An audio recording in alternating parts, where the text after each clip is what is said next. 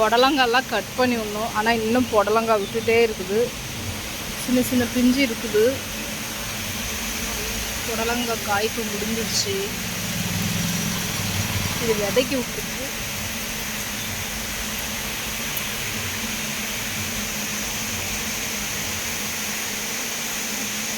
மஞ்சப்பூ செம்பருத்தியில் ஒரு சிகப்பு பூ விட்டுருக்கு.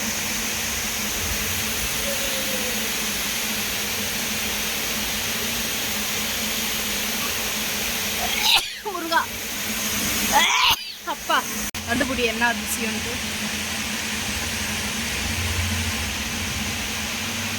இதில் மஞ்சப்பூ இருக்கா, நிறைய பூ விட்டுருக்கா. அப்படியே வா, இங்கே வா. மல்லிப்பூ பிக்கவே இல்லை, இதை விட்டாச்சு.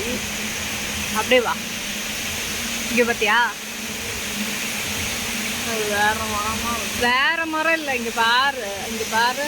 இதில் தான் பூத்துருக்குது.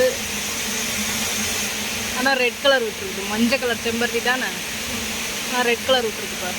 மஞ்சள் இதெல்லாம் மொக்கு எல்லாம் வராது, அதிசயமாக வருது மொக்கு. ஆனால் நான் நினச்சிட்டே இருந்தேன் இன்னும் சிகப்பு செம்பருத்தி இருக்குது பூ விடலன்ட்டு. பார்த்தா மஞ்சள்லேயே பூ விட்டுச்சு பாரு.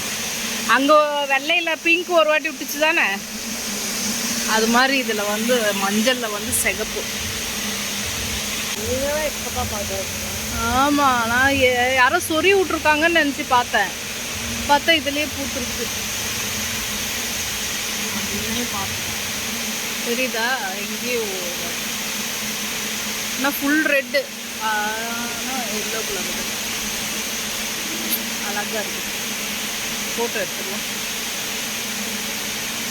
இதில் பாரு பாவக்காய் விட்டு, பாவக்காய் பொடி.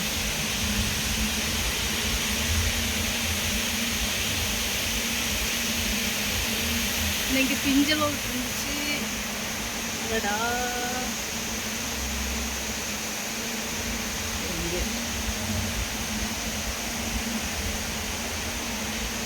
ஒன்று பழுத்துருச்சு.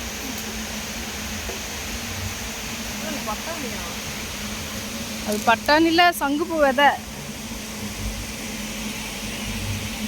அடுக்கு சங்குப்பூ விதை. இது